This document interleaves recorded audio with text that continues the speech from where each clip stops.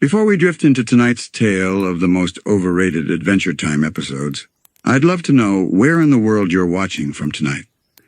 And what time is it for you right now? Drop it in the comments below.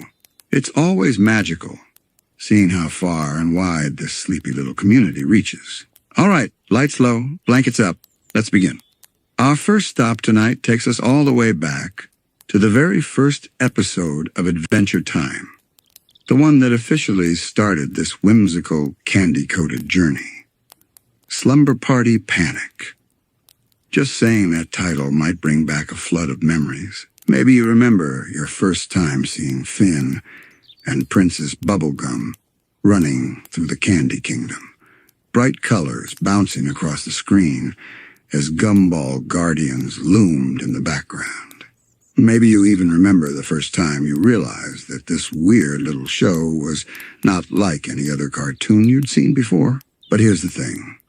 While Slumber Party Panic will always have a special place in history as the episode that launched the phenomenon, it's also, well, kind of overrated.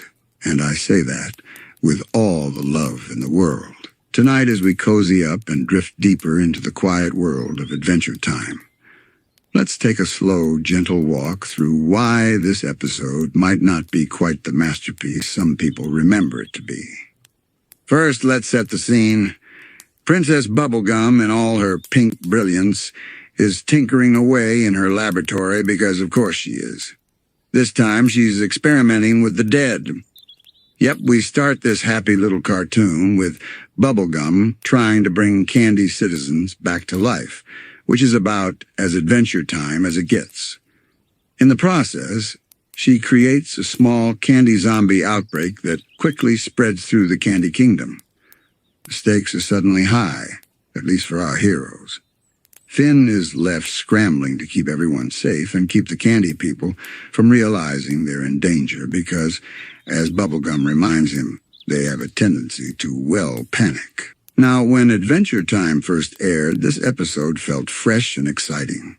It was quirky, funny, and gave us a glimpse into the weird rules of the Candy Kingdom.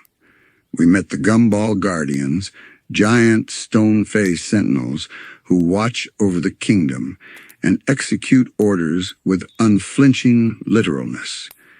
And we got to see Finn in action for the first time, throwing himself into danger with that pure heroic energy that defined him in the early seasons. But when you take a step back, Slumber Party Panic is actually a pretty simple story. Zombie candy citizens rise. Finn and Bubblegum try to keep them under control, and eventually, the problem gets resolved without any lasting consequences. That's it. There's not much in the way of emotional weight, deep character insight, or the kind of layered storytelling that Adventure Time would later become famous for. Compare this to episodes like Simon and Marcy or I Remember You, and the difference is almost night and day. Part of why this episode gets so much praise is purely because of nostalgia. It was the first, the beginning, the doorway into a land of magic, friendship, and often surprisingly heavy emotion. And because it was our first step into that world, many fans hold on to it like a treasured keepsake. But if you were to watch it for the very first time today, without that halo of memory, it might just feel like a silly little romp with a few good gags. Another thing that stands out when rewatching Slumber Party Panic is the pacing. It moves quickly, bouncing from scene to scene in a rush to establish this new world. There's a lot of running, a lot of yelling, and a lot of candy people flailing about. For a kid's cartoon pilot, it works. For a cozy rewatch, or as part of Adventure Time's larger storytelling legacy, it can feel a bit shallow. The humor is mostly slapstick and situational, with little of the quiet, clever, or emotionally resonant moments the show would later master. And then there's Princess Bubblegum. This episode sets up her character as a brilliant scientist and responsible ruler, but it also hints at the morally gray scientist she would later become. She's raising the dead. She's dragging Finn into a dangerous cover-up to keep the candy people calm. If you look at it closely, the seeds of the complicated bubblegum we'd come to know are already here, but the episode doesn't explore them. It's content to let the chaos play out on the surface. What also makes Slumber Party Panic feel a bit overrated is how quickly it resolves its stakes. For all the running around and all the candy zombies shuffling through the streets, there's never a real sense of danger. Finn never falters. Bubblegum never faces consequences. By the end, the candy citizens are fine. The zombies are gone, and it's like nothing ever happened. Compare that to later episodes where actions have lasting effects, and choices leave ripples across the series. This one is just a neat little loop that begins and ends in the same place. Even the humor, which many remember fondly, is mostly loud and frantic rather than subtle or clever. The joke about candy people panicking is repeated often, and while it's cute, it's not particularly deep. The Gumball Guardians, while visually impressive, mostly serve as props for one or two punchlines before disappearing back into the background. It's easy to forget that for all its iconic status, the episode doesn't actually tell us much about the Land of Ooo beyond the fact that it's weird, colorful, and occasionally dangerous. As I rewatched it recently, I couldn't help but smile at certain moments. Finn's boundless energy, Bubblegum's mad scientist glee, but I also realized that if this episode had aired in the middle of the series instead of at the very start, it probably wouldn't be as beloved. It's a pilot. A charming, silly, slightly chaotic pilot, and that's fine. But when people call it one of the best or most memorable episodes of the series, I think they're remembering the feeling of beginning the journey more than the episode itself. And maybe that's the beauty of it. Sometimes the magic isn't in what happens on screen, but in where it takes you. For so many of us, Slumber Party Panic was the first step into a world we didn't know we'd fall in love with. And that feeling of opening the door for the first time is hard to separate from the actual story we got. As the episode rolls on, we start to see just how chaotic the Candy Kingdom can be when it's pushed into danger, even if that danger is more funny than frightening. One of the details that always makes me chuckle, even in the middle of the so-called zombie crisis, is just how easily the candy people fall apart literally. A gumdrop gets scared and crumbles. A peppermint faints and shatters like glass.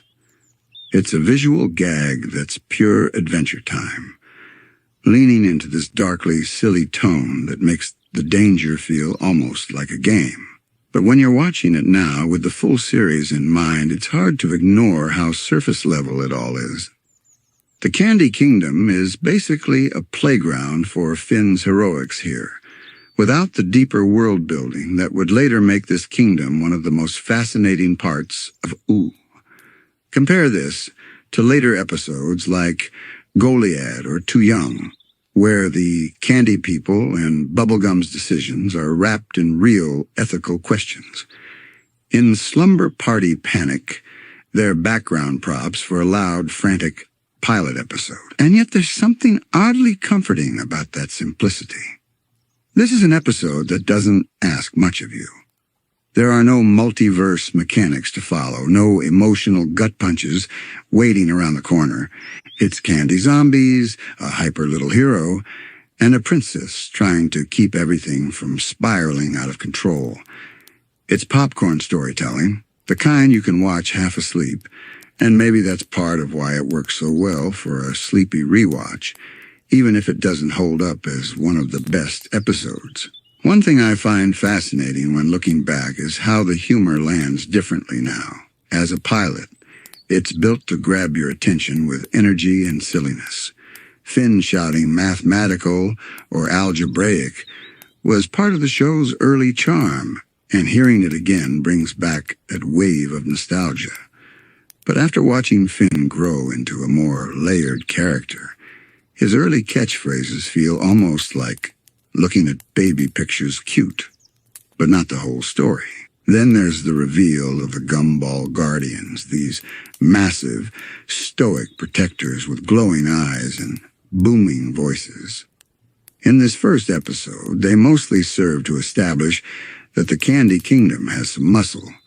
But as the series goes on, we realize how little they actually matter to the bigger story. They're kind of like the first draft of a concept that Adventure Time would eventually handle better with other world-building elements, characters like the Banana Guards, who became the running gag for royal incompetence, or the eventual exploration of Bubblegum's surveillance and control over her people. In Slumber Party Panic, the Guardians are just there to look cool, give Finn a problem to solve, and then fade into the background. I also can't help but notice how disconnected the episode feels from the emotional heart of Adventure Time. There's no quiet moment of reflection, no pause to let you feel for the characters. Finn isn't questioning his role as a hero. Bubblegum isn't yet wrestling with the moral weight of her experiments, and Jake is mostly along for the ride, offering little bursts of comic relief. If you started the series here and stopped after one episode, you'd have no idea how thoughtful and emotionally resonant Adventure Time would eventually become. Still, I think this is exactly why so many fans overrate it. There's a kind of magic to that first step, even if it's a shallow one. It's like walking into a carnival at night, lights blinking, music blaring, colors everywhere. At first, you don't care that the rides are a little rickety or that the prizes are cheap. It's all about that initial wonder. Slumber Party Panic is the carnival lights moment for Adventure Time. Later episodes would take us behind the tents, into the hearts of the people running the show, and even out into the quiet fields beyond the fairground. But in the beginning, it was all sugar and motion. Another part of the hype comes from the fact that Cartoon Network pushed this episode hard. It wasn't just a random first episode. It was the world's first look at a show that had already been buzzing online from its short pilot years before. People came in expecting something wild, and that energy has clung to the episode ever since. But when you strip away the context, the marketing, and the nostalgia, what you have is a cute little zombie story that doesn't linger in the mind the way truly great Adventure Time episodes do. Rewatching it now for this sleepy little journey, I noticed myself starting to drift, the episode playing like a gentle hum rather than an adventure. There's comfort in that predictability. The candy zombies shuffle, Finn yells, Bubblegum schemes, and we all know it's going to end just fine. Even when the Gumball Guardians loom and threaten to crush Finn for breaking royal protocol, it's never really scary.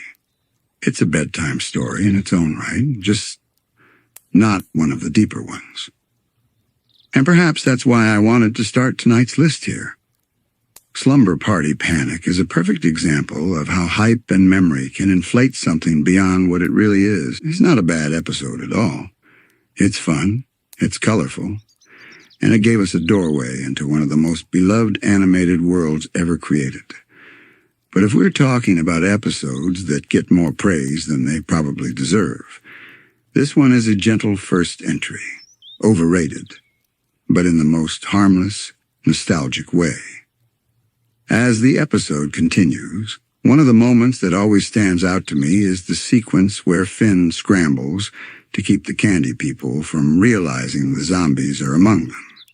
He's darting around the kingdom, doing everything in his power to maintain a sense of calm in a world that's teetering on the edge of chaos. It's a funny idea, this boy hero trying to manage a candy-themed zombie apocalypse.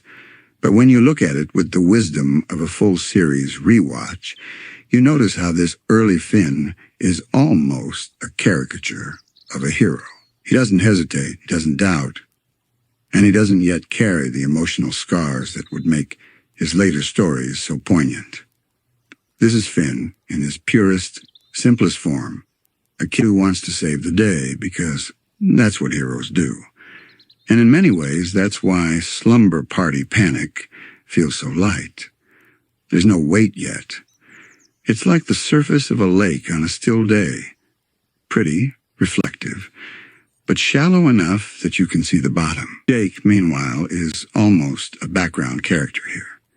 He cracks a few jokes, stretches in a few funny ways, and mostly reacts to Finn's energy. When I first saw this episode years ago, I remember thinking Jake was the comic relief sidekick.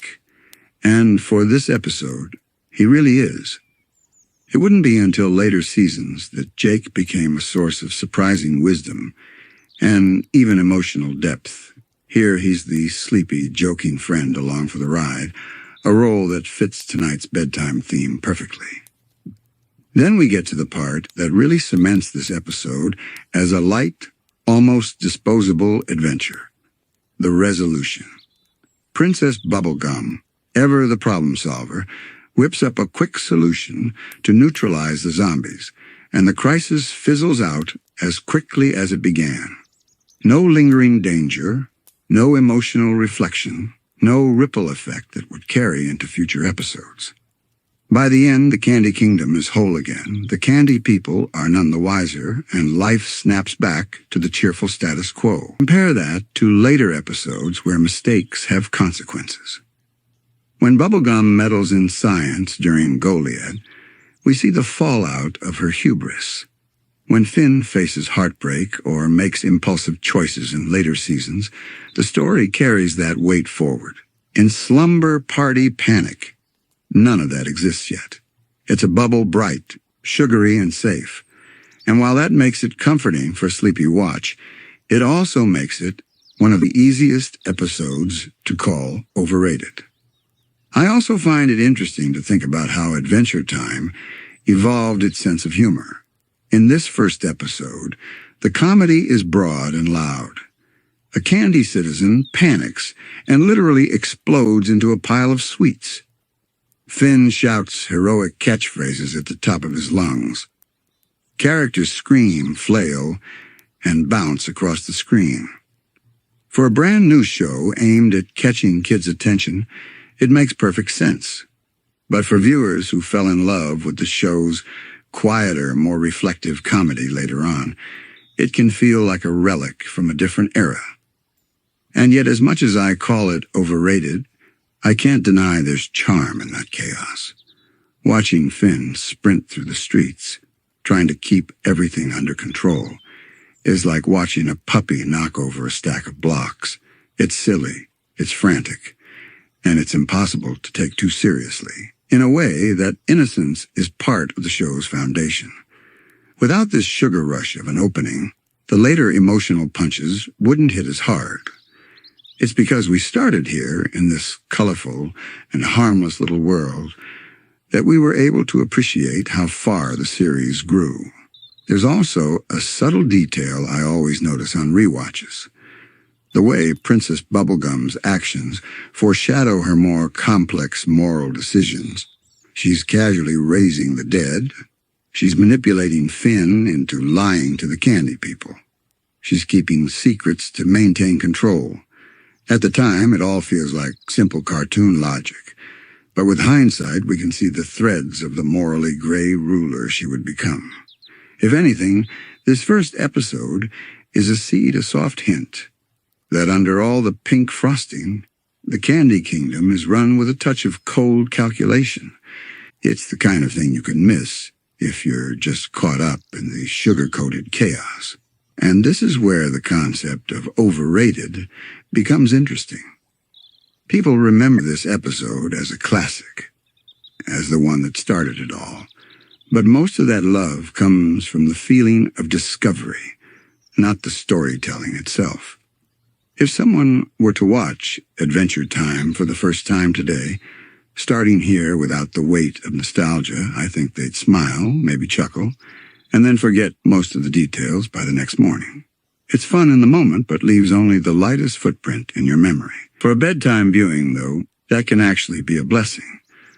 There's no tension to keep you awake, no emotional twist that lingers in your chest.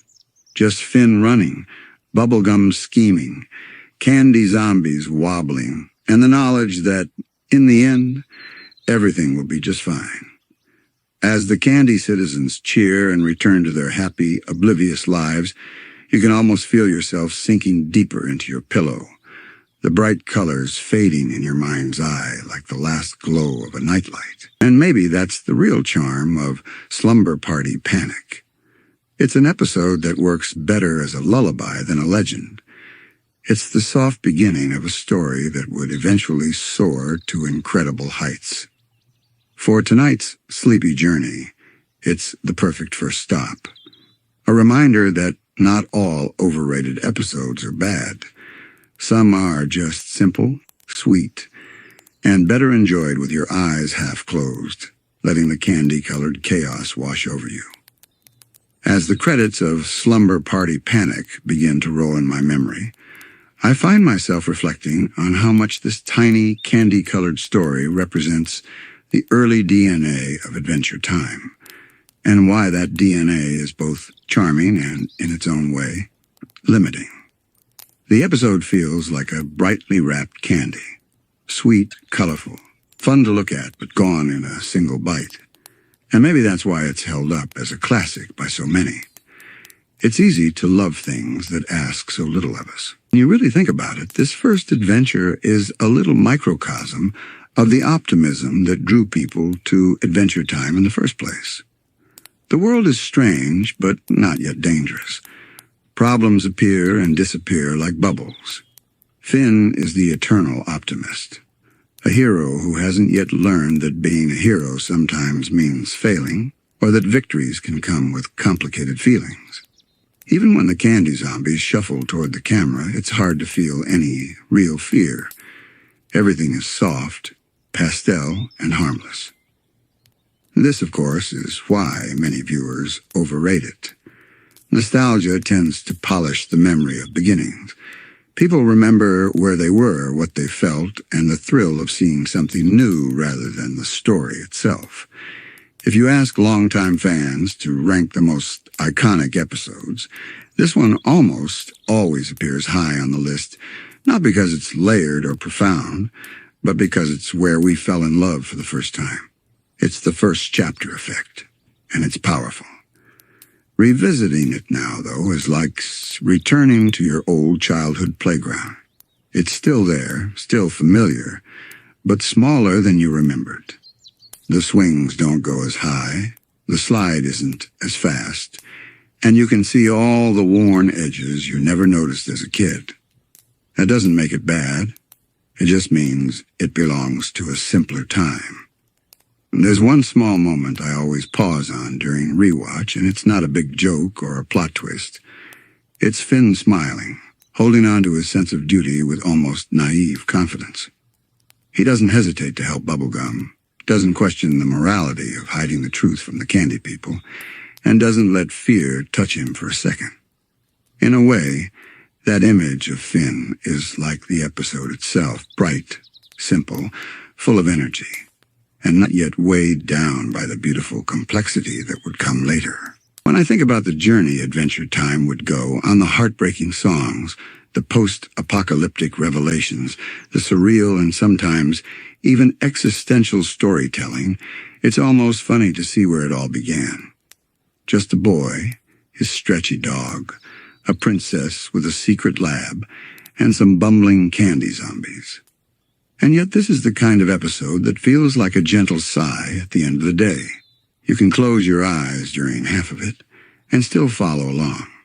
You can let the pastel colors and silly voices drift in one ear and out the other, carrying you closer to sleep. And maybe that's what makes it so perfect for tonight's journey. Overrated doesn't mean unworthy. It just means that when the excitement of the first fades, the episode settles into the soft role it was always meant to play. A little story, a little laughter, a tiny spark that grew into something so much bigger. So as we wrap up our first stop in the land of overrated episodes, I like to imagine the Candy Kingdom settling down after its short-lived zombie scare. The candy people are safe in their beds, blissfully unaware of the chaos that almost reached them. Bubblegum returns to her lab, probably already thinking about her next morally questionable experiment. And Finn and Jake? They're off to another adventure, happy and unburdened, not knowing how much growing they still have ahead of them. If your eyes are heavy now, that's all right.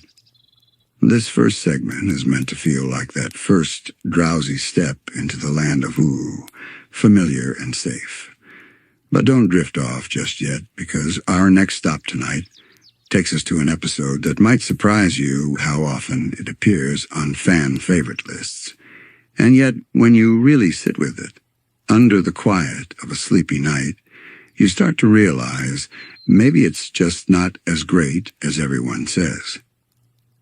Let's step softly into the strange world of Freak City, where Finn's heroic energy meets one of the weirdest transformations in the show, and a lot less charm than the fans remember. All right, sleepyheads. We've left the candy-coated chaos of Slumber Party Panic behind, and now we're wandering into one of the strangest little corners of the Land of Ooo. This one is often remembered with a kind of fond, quiet nod. The kind where someone says, "Oh yeah, that episode was funny." But if you sit with it for a while, and especially if you watch it late at night, you might realize it's not the beloved classic people pretend it is. I'm talking about Freak City. If you're already smiling, it's probably because the memory of Finn as a giant hopping foot just popped into your head.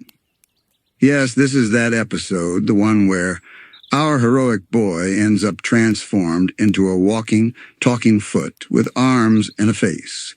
For some people, that single image is enough to lock this episode in the vault of quirky Adventure Time moments. And to be fair, it is memorable. But tonight, as we float through the sleepy little oddities of Ooo, let's pull this episode apart and see why it's often more novelty than substance. Freak City begins with one of the series' most infamous troublemakers, Magic Man. Even his name tells you what he's about: chaos for the sake of chaos. Finn and Jake come across him in a seemingly harmless moment. And of course, Magic Man decides to make things interesting. With a flick of his hand, a shimmer of magic, and no real explanation, Finn is transformed into a single giant foot. Now, on paper, this sounds hilarious. And in the first few seconds, it is.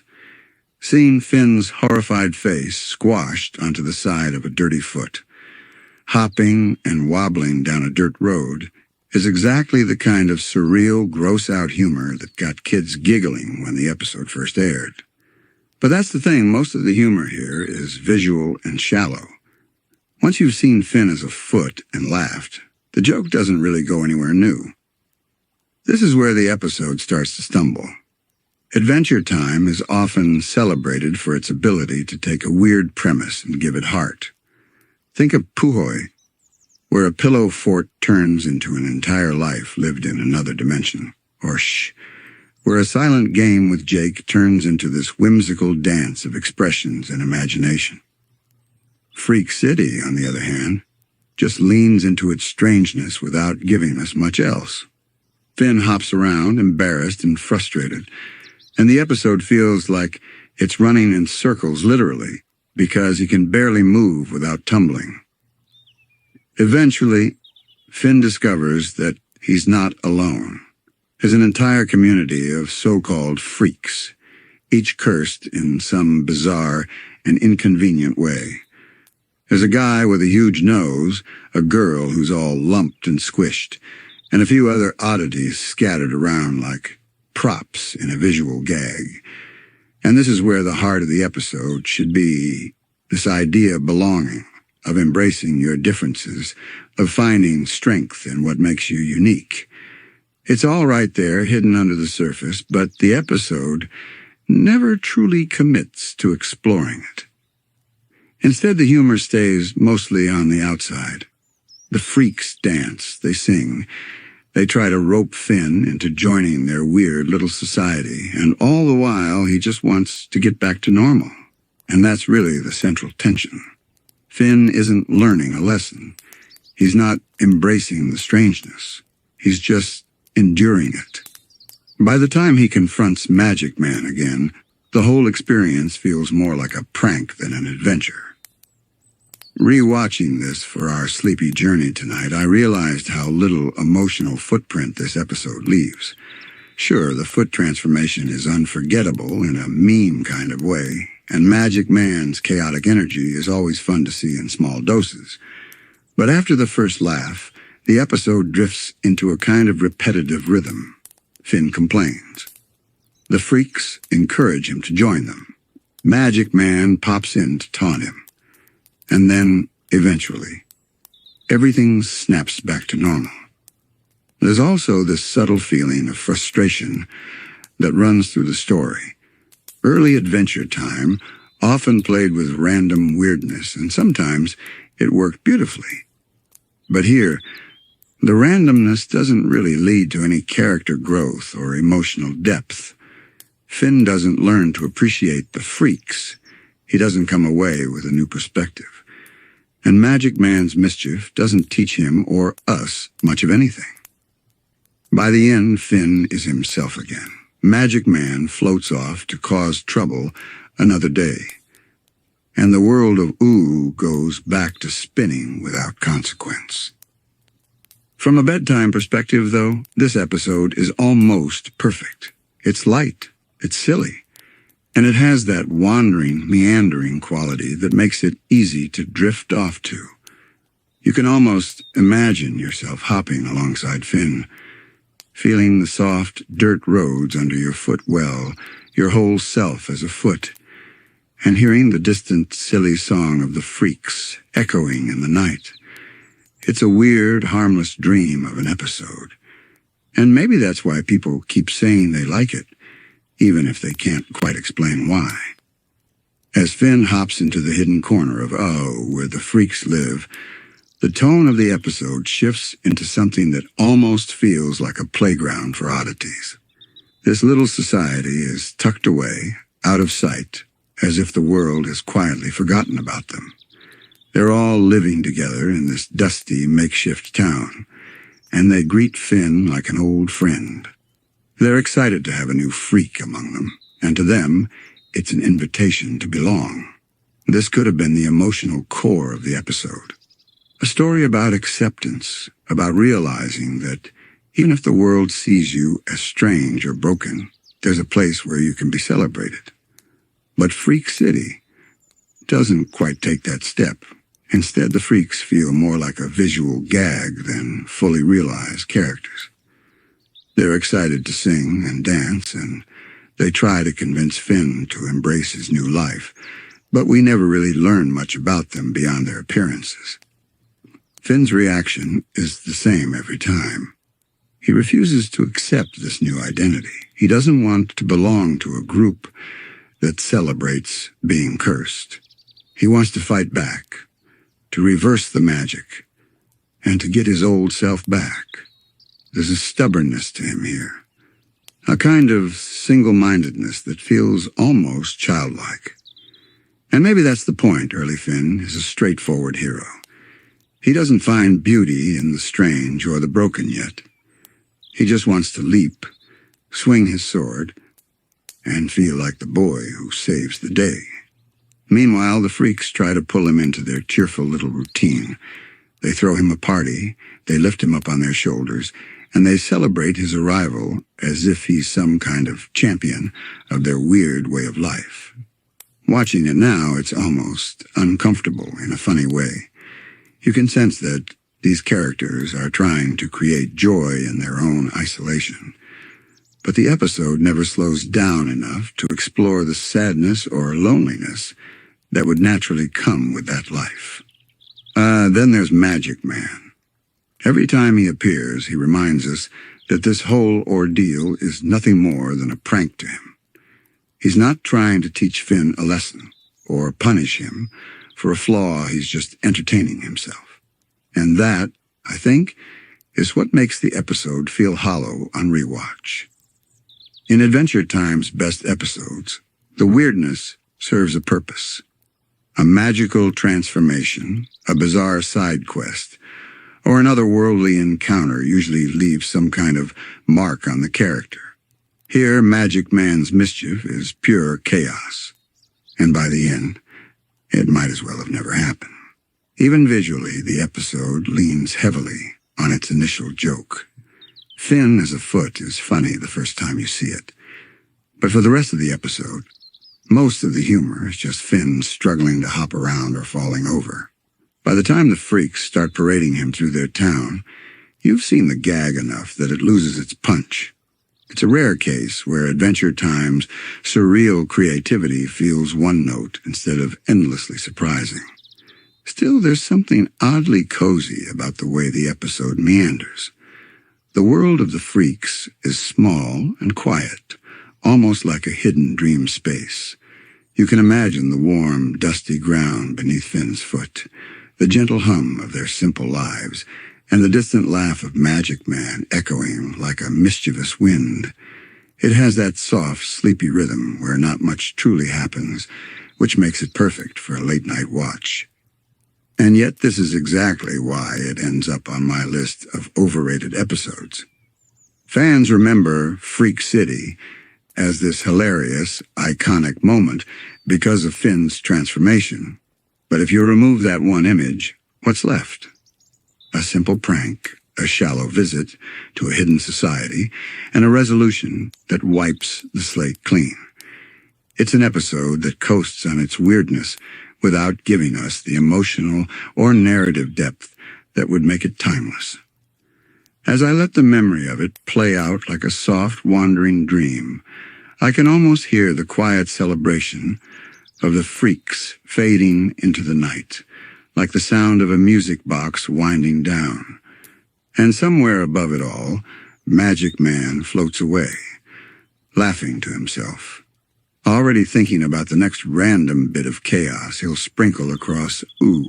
As Finn spends more time in the little camp of the freaks, you start to feel the tension between what the episode wants to say and what it actually delivers. The freaks are overjoyed to have him. They chant his name, they treat him like a brother, and they try to share the comfort they've built in their hidden corner of Ooo. And yet, Finn can't accept it. He isn't ready to slow down or settle into a world where he's defined by a curse. This stubborn refusal becomes the emotional spine of the episode, though it's delivered in a very early Adventure Time kind of way, through loud reactions, quick gags, and physical comedy. Finn bounces and hops, sometimes falling on his face, always repeating that he wants to find Magic Man and force him to undo the spell. Watching it now, there's a certain innocence in that determination. Finn doesn't want to find a silver lining in the mischief, he just wants his old self back. The freaks, on the other hand, lean hard into their strange happiness. There's a bittersweet undertone to it if you really listen closely. These are characters who have been rejected by the world outside, yet they've chosen to make joy out of their isolation.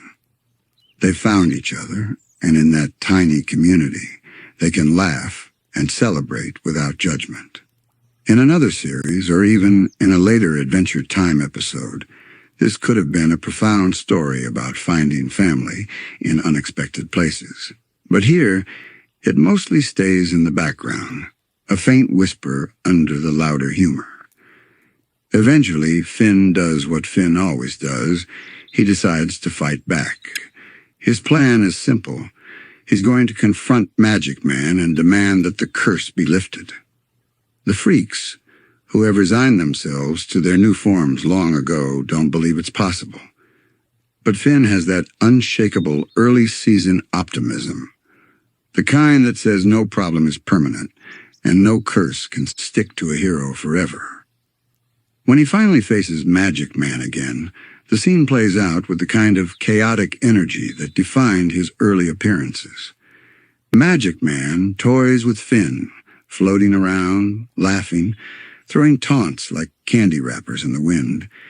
He's the kind of antagonist that embodies pure randomness, and while that can be fun in short bursts, It also limits the emotional weight of the story.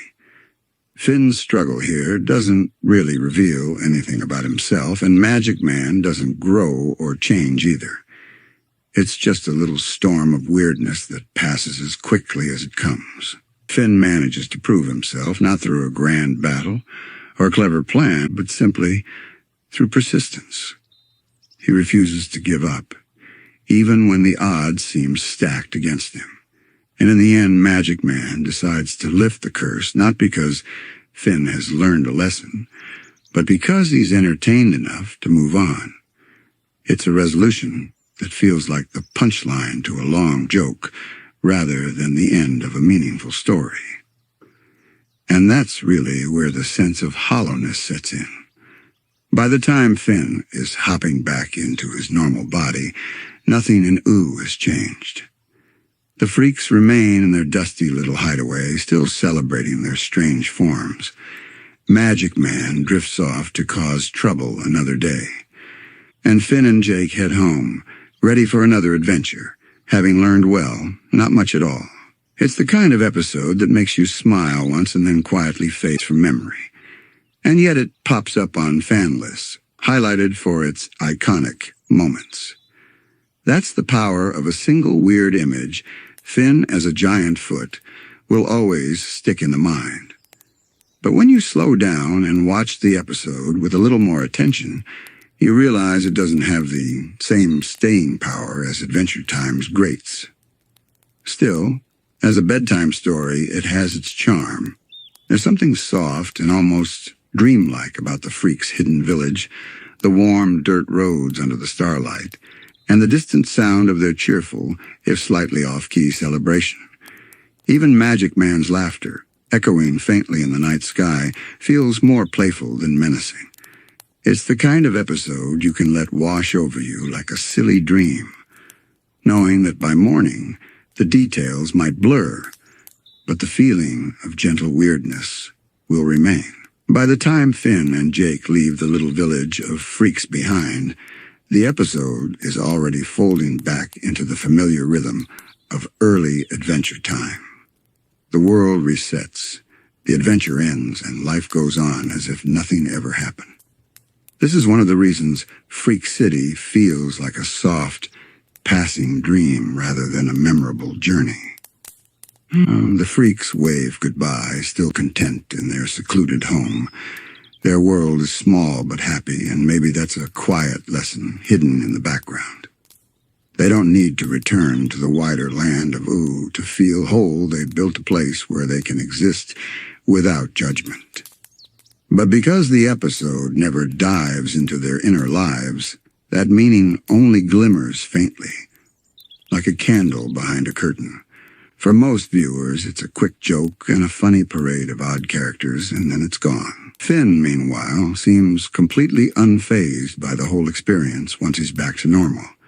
He doesn't stop to reflect on what he saw, or how the freaks survive on the edges of Ooo, or even on Magic Man's chaotic power. He just hops literally back into his usual, straightforward hero energy, ready for the next adventure. Early Adventure Time often leaned on this kind of episodic reset, and here it's particularly noticeable. It's a far cry from the episodes that would come later, where an encounter like this might ripple through Finn's mind for seasons, making him question his place in the world or his responsibility to the people he meets. Freak City exists in that innocent bubble of early storytelling, where nothing sticks and everything feels like a playful detour. When I think about why fans often pretend to love this episode, it comes down to that one iconic image. Finn as a giant foot. It's meme-worthy. It's weird. It's instantly recognizable. For many people, that's enough to call it a classic. But when you break it down, when you actually spend time in the quiet spaces of the episode, you realize how much of it is built on that single joke. The rest is a soft shuffle of gags and repetition, ending with a resolution that feels like Magic Man simply got bored. And that's okay. Not every episode has to be profound. Some episodes exist to remind us that Adventure Time started as a playground for silliness and imagination, where a hero could turn into a foot, meet a group of happy misfits, and go home as if nothing happened. In a way, that simplicity is why this episode works as a bedtime story. It doesn't ask for your full attention. It doesn't demand emotional investment. It just drifts by like a silly dream you half remember in the morning. As I imagine the episode winding down, I picture the freaks returning to their quiet routines under the stars. Maybe they share a small meal, laugh at the memory of the hopping boy hero, and settle into their cozy homes.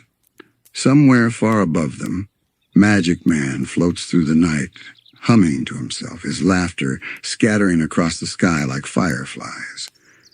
And Finn and Jake walk off toward their treehouse, the soft dirt of the path under their feet, and the cool wind of Ooo brushing against their faces. There's comfort in episodes like this, even if they're overrated. They're light, forgettable, and warm in a way that doesn't need to be legendary. They're the kind of stories that let your mind wander and your eyes grow heavy. And that's what makes Freak City the perfect stop on our sleepy tour of Ooo tonight. With that, we leave the world of hopping feet and hidden freaks behind and drift toward another curious episode, one that stirs more confusion than excitement on rewatch. It's an episode where Adventure Time leans into its odd humor again, but instead of charming us or moving us, it leaves most viewers tilting their heads and wondering what exactly was the point. Now, sleepyheads, we're tiptoeing into a part of Ooo that feels almost like a strange dream you might have after falling asleep too early on the couch. Our next overrated episode is one that divides fans every time it comes up. Some people defend it as classic weird Adventure Time, while others quietly admit they always skip it on a rewatch. Tonight, we're sinking into Another Way. If you remember this episode, the first image that probably floats into your mind is the chorus of clown nurses, smiling wide and hopping about, their shoes squeaking as they try to treat Finn's injuries. Even if you haven't watched it in a long time, that strange, slightly unsettling song they sing has probably lingered somewhere in the back of your brain. It's the kind of episode that makes you ask, what was that all about? And that's exactly why it earns a spot on our sleepy list of overrated adventures. The story begins with a very simple problem. Finn, ever the eager hero, gets injured during one of his daring escapades. Nothing too dramatic, just the kind of bumps and bruises that come with his energetic, reckless style. He needs medical attention, and Adventure Time, being Adventure Time, decides that medical care doesn't come in the form of a regular doctor's office or a quiet clinic. No, in the Land of Ooo, Finn ends up face-to-face with the clown nurses.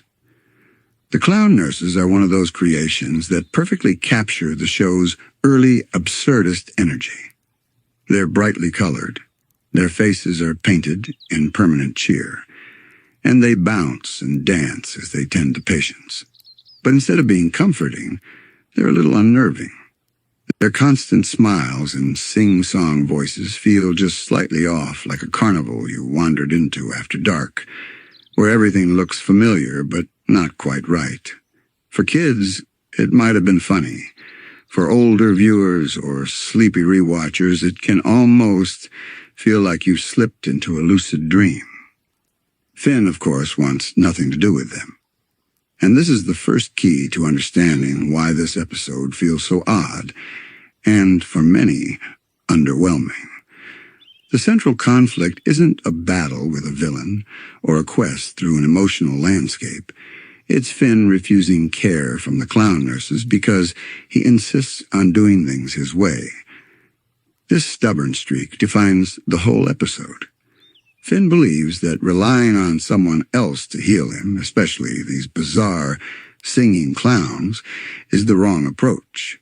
He doesn't explain it in deep philosophical terms. He just feels like there must be another way, and he's determined to find it.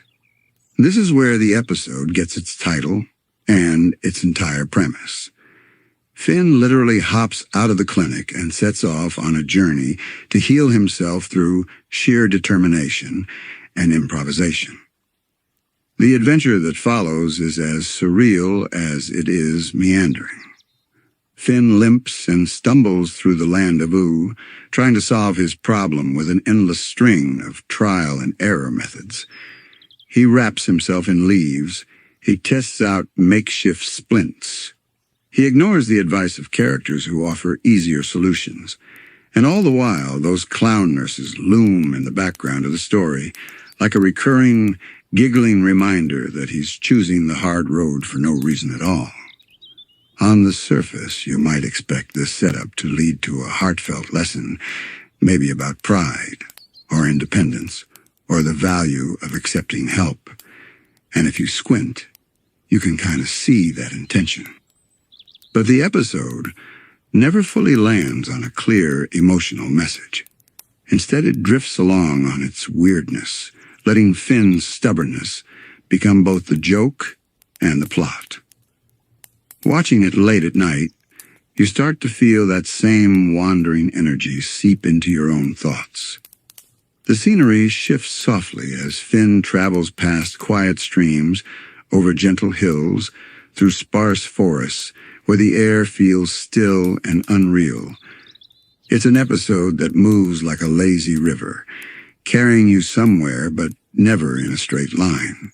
In that sense, it's perfect for our sleepy tour, because it doesn't demand sharp attention.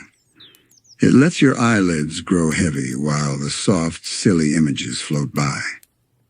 But as cozy as that drifting can feel, this is also why Another Way lands in the realm of overrated.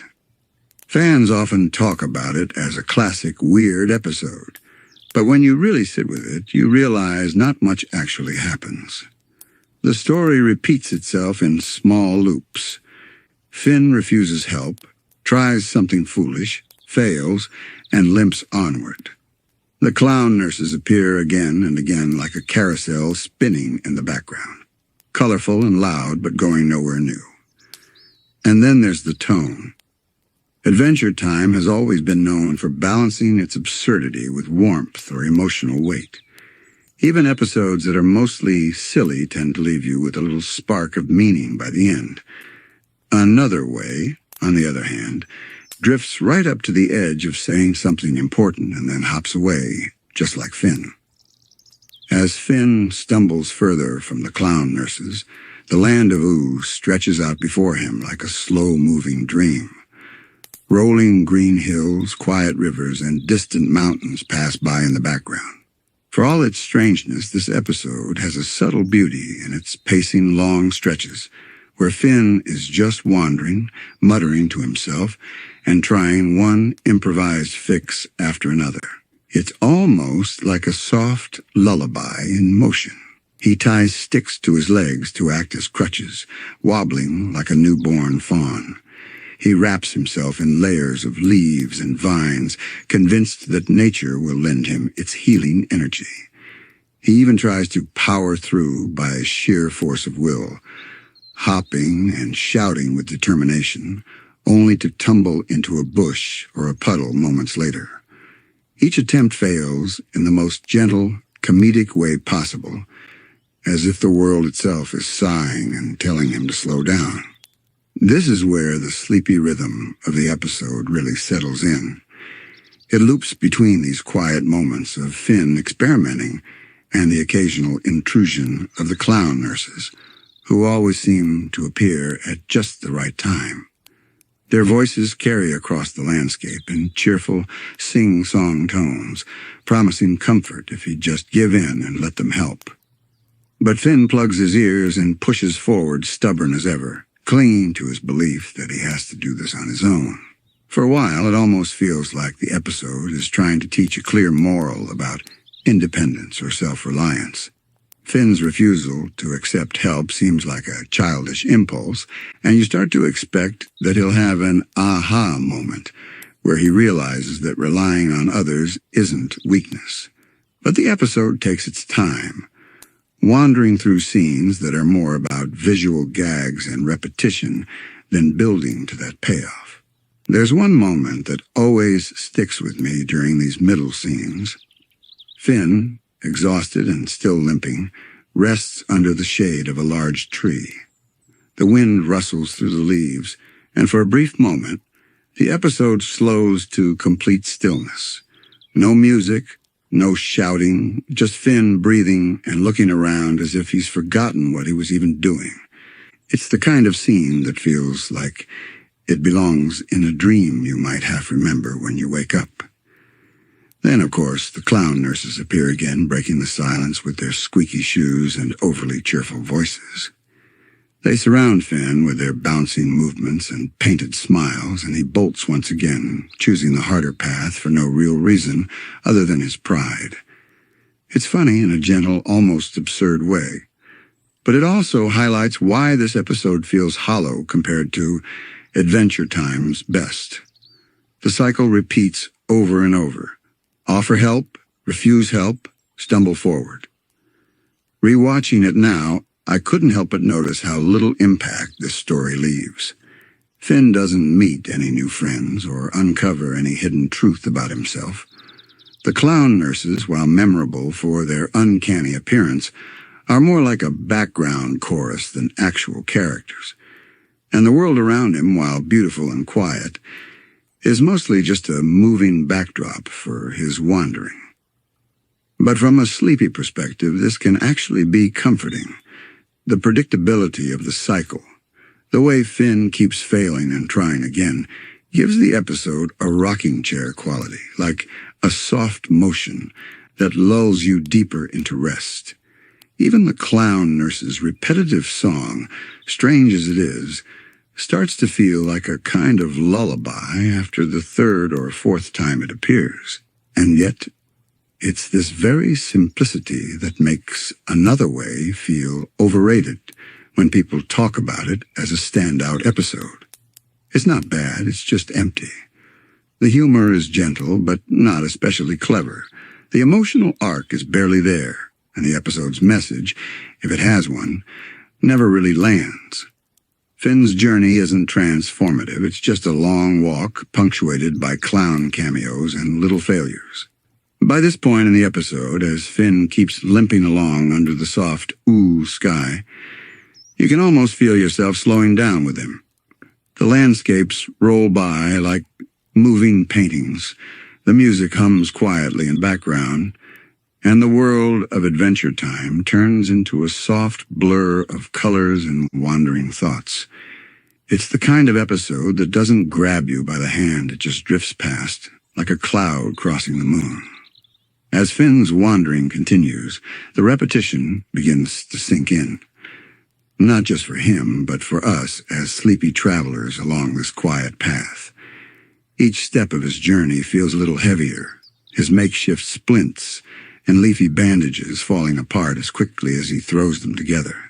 He limps through shallow streams, crawls across sun-warm rocks, and slides down little grassy slopes, determined to prove that he doesn't need the clown nurse's help. One of the most memorable sequences happens when Finn stumbles upon a group of gentle forest animals. They peer at him from behind the trees, curious rabbits, a fox with a twitching nose, even a bird that lands briefly on his shoulder. For a moment, it almost feels like the world itself is trying to guide him toward calm and acceptance. The forest is still, the light is soft, and the rustling of leaves becomes a natural lullaby. Finn smiles briefly, but his stubbornness wins again. Instead of resting or rethinking his approach, he mutters something about finding another way, and pushes forward, leaving the little woodland audience behind. Meanwhile, the clown nurses are never far. In one scene, Finn tries to take a shortcut through a meadow, and suddenly they appear again, bouncing out from behind flowers and bushes, as if the earth itself had summoned them. Their voices rise in a silly, slightly off-key harmony, repeating their cheerful call for Finn to accept their help.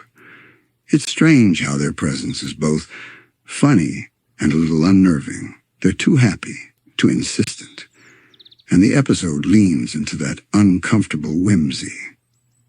Finn bolts again, of course, and this cycle repeats until the wandering begins to feel like a soft rhythm. Run, stumble, fall, get up, refuse help. Each loop is just a little slower than the last, like a music box winding down. This is where the episode's sleepy charm really shows itself. It's almost hypnotic in its simplicity. You can feel your own thoughts drifting, following Finn down the winding paths and quiet streams of ooh.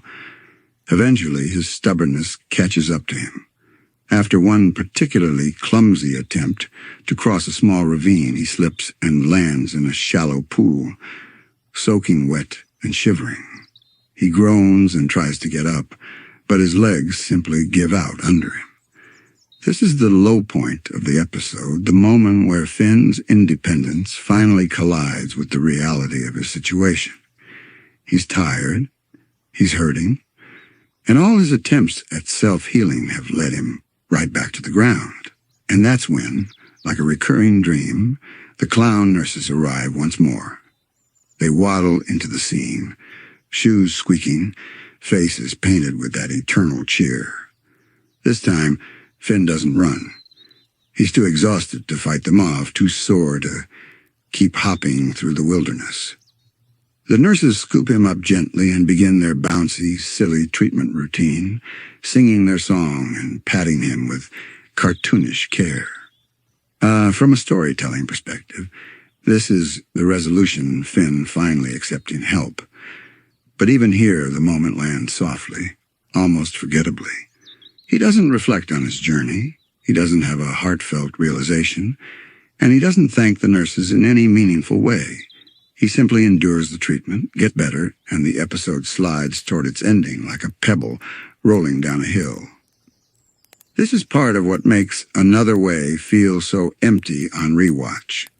It hints at a moral, but never commits to it. You can argue that the lesson is, don't be too stubborn to accept help, but the show never drives that point home in the emotional way that later Adventure Time episodes would. Instead, it's all surface. The visual gag of clown nurses, the wandering montage of Finn limping through Ooo, and a final acceptance that feels like a sigh more than a statement. Yet even with its hollowness, the episode has that dreamy, lulling quality that makes it perfect for a late-night viewing. The soft landscapes, the meandering pacing, and the repetitive rhythm of Finn's journey all work like a gentle rocking motion. It's the kind of episode that you can half-watch, letting your mind drift between the soft colors and silly sounds until your eyelids start to close. As Finn finally walks or hops away from the nurses at the end, back to his usual cheerful self, there's no sense that the experience changed him. The world of Ooo is exactly as it was before. The clown nurses fade back into obscurity, and the next adventure waits around the corner. It's a quiet, almost anticlimactic ending, and that's exactly why Another Way finds itself on our list of overrated episodes. As Finn limps home, his legs freshly bandaged and his pride only lightly bruised, the episode eases into its quiet close. The clown nurses give him a cheerful wave, bouncing and squeaking in the distance as they vanish back into whatever strange corner of Ooo they call home. The sun dips lower on the horizon, and for a moment, the whole scene has that golden bedtime glow. Watching this ending now, it's hard not to reflect on just how little of this story really lingers.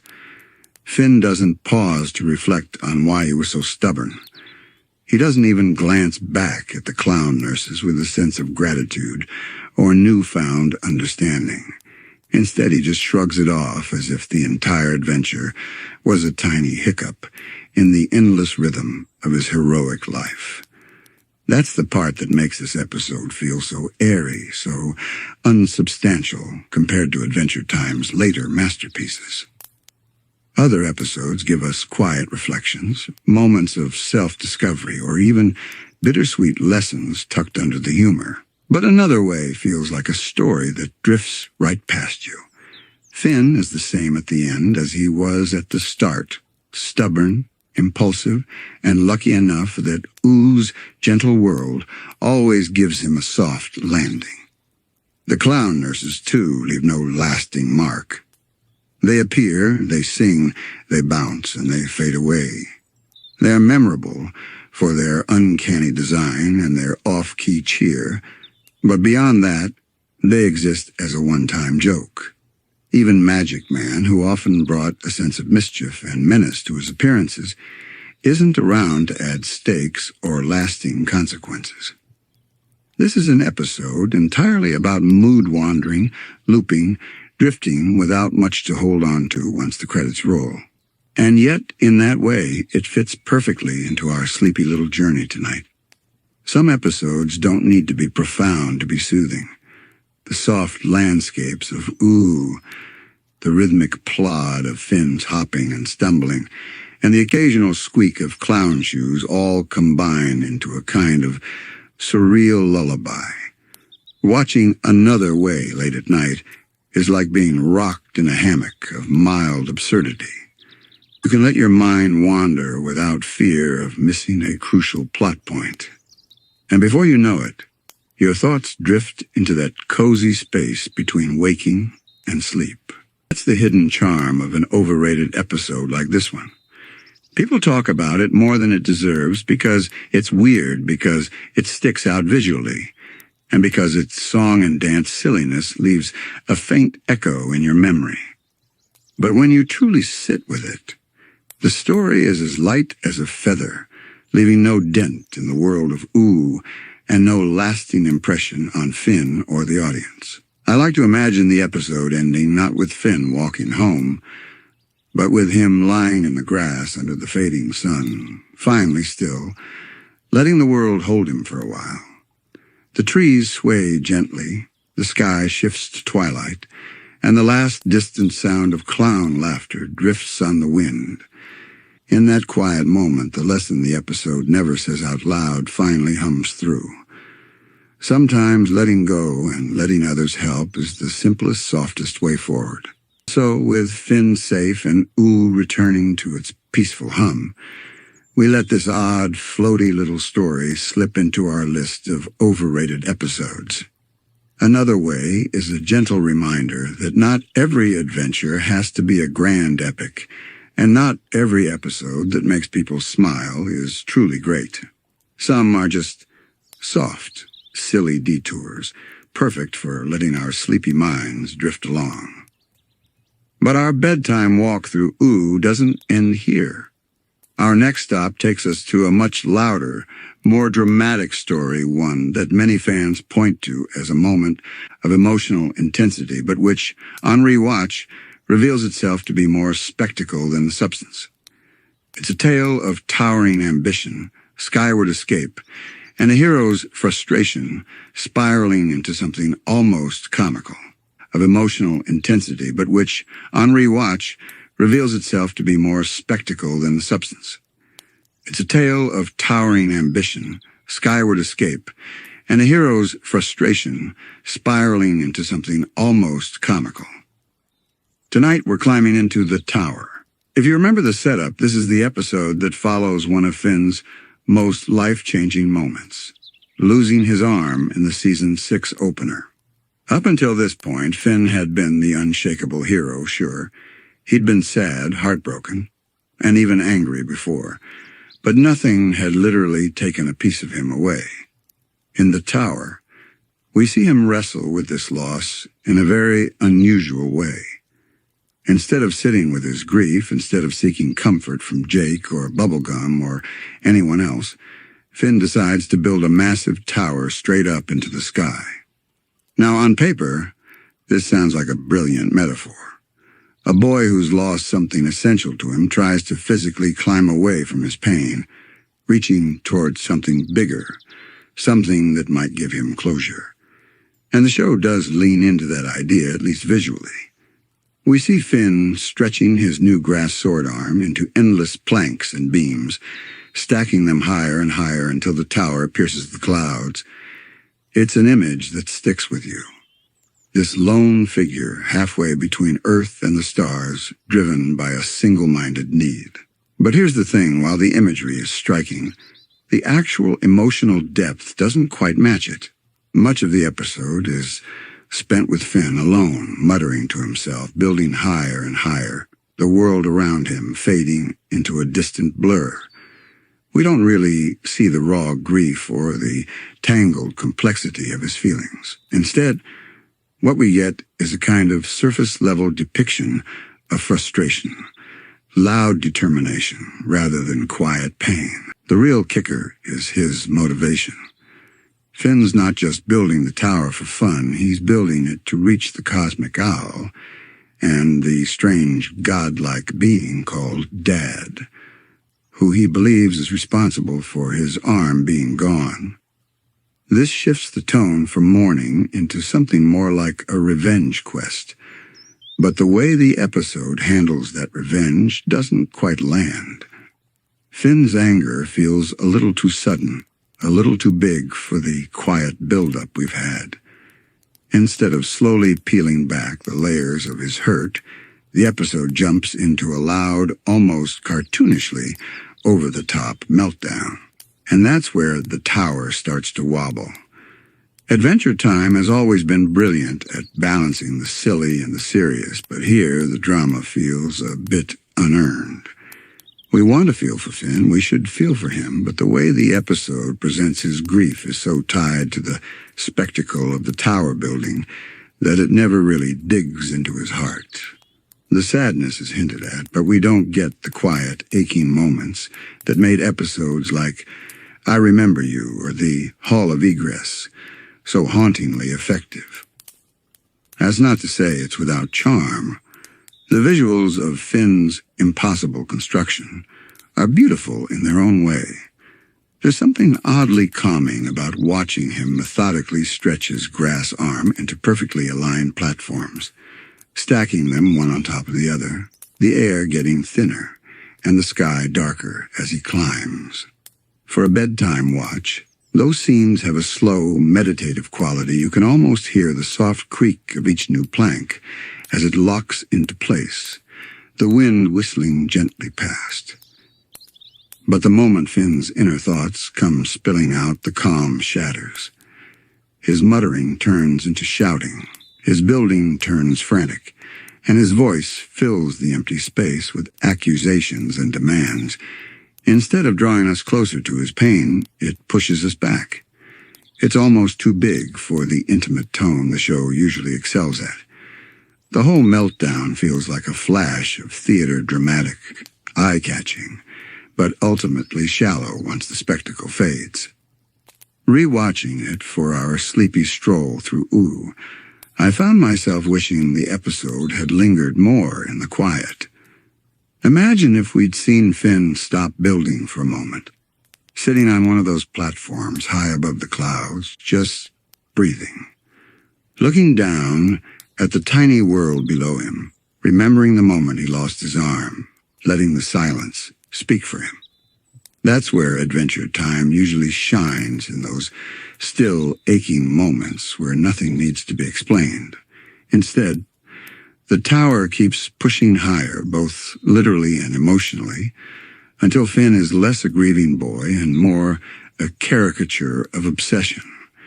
It's still worth watching for the sheer uniqueness of its imagery, but when people call it one of the most emotionally powerful episodes, I think they're remembering the idea of it more than the reality. As Finn's tower stretches higher and higher, the Land of Ooo begins to fade from view. The rolling green hills, forests, and candy-colored kingdoms shrink into soft blurs, as if they're just painted on the bottom of the world. The higher he climbs, the more it feels like he's leaving Ooo entirely, entering some quiet, surreal in-between space where there's nothing but wind, sky, and the steady rhythm of his building.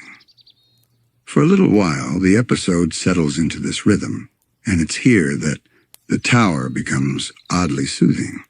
There's a slow, almost hypnotic quality to Finn's work. He doesn't stop to eat or rest, he just keeps extending the grass sword into new planks, one after another, locking them into place with a soft click. The background fades into a watercolor wash of pale blue and white, and the sound of the wind becomes the only real companion in his climb.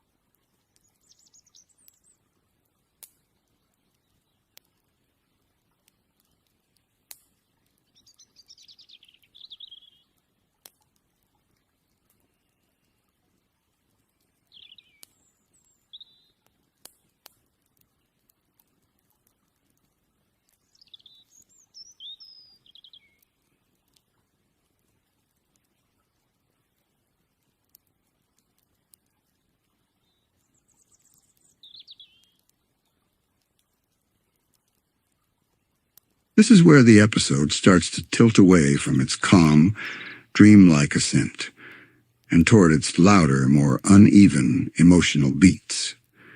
The frustration in Finn's voice doesn't feel entirely earned, at least not within the space of this single episode. We've seen him grieve before in deeper, subtler ways, but here the anger bursts out almost abruptly, like the emotional equivalent of skipping a few steps on a ladder.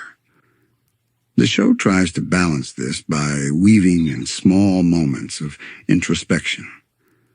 Pauses where Finn looks down at the tower stretching into the haze below, or glances up toward the endless sky ahead. But these moments are fleeting, quickly replaced by more frantic building and muttered threats toward the father he's convinced is waiting at the top. It's a strange push and pull between the meditative and the melodramatic, and it makes the pacing feel just a little off-kilter. From a bedtime perspective, though, the ascent itself still works. The repetition of the building, the wide, empty skies, the occasional gust of wind, it's easy to let your mind drift with Finn as he climbs. You can almost feel the quiet isolation up there, the sense that the rest of the world has fallen away. The problem is that the episode never fully lets that stillness breathe before diving back into the noise of Finn's obsession. One of the most telling moments comes when a passing flock of strange, sky-dwelling birds circles the tower. They're curious but keep their distance, coasting in the thin air with barely a flap of their wings. Finn watches them for a moment, and you can see the faintest flicker of calm in his expression, like he's on the edge of realizing something. But instead of staying in that moment, he snaps back to work, driven by the same restless energy that's been pushing him upward from the start. It's here that you can really see why the tower feels overrated to some fans. The setup promises a slow-burn, emotional journey, a meditation on loss and determination. But instead it delivers a tug-of-war between tranquil visuals and bursts of impatient shouting. The tower itself is the most consistent part of the story, solid, steady, and ever-growing, while Finn's emotions feel like they're skipping ahead to the climax, without truly letting the audience sit in the ache of what he's lost. As the tower pierces through the last wisps of cloud, the air around Finn takes on a strange, pale stillness. The world below is completely gone now. No forests, no rivers, no hint of the Candy Kingdom, just an endless expanse of white haze beneath his feet and open sky above. It's the kind of space that feels less like a location and more like a dream, a place you only reach when you've drifted too far from the waking world. For a moment, the episode lets us sit in that strangeness. The wind hums low and steady, a constant reminder of how far Finn has come. He looks upward, and there's nothing there, only the idea of what he thinks he'll find. That's part of what makes this section visually captivating. The tension between the vast emptiness and Finn's unshakable certainty that something waits for him at the top. But even here, the quiet's short-lived. Finn starts muttering again, his voice sharp in the still air. He talks to his dad as if he's already standing in front of him, accusing, questioning, demanding answers. The anger feels like it's pushing him as much as the tower itself. Each plank he extends seems more forceful than the last, slamming into place with a kind of restless urgency. It's in these moments that the tower reveals its central imbalance.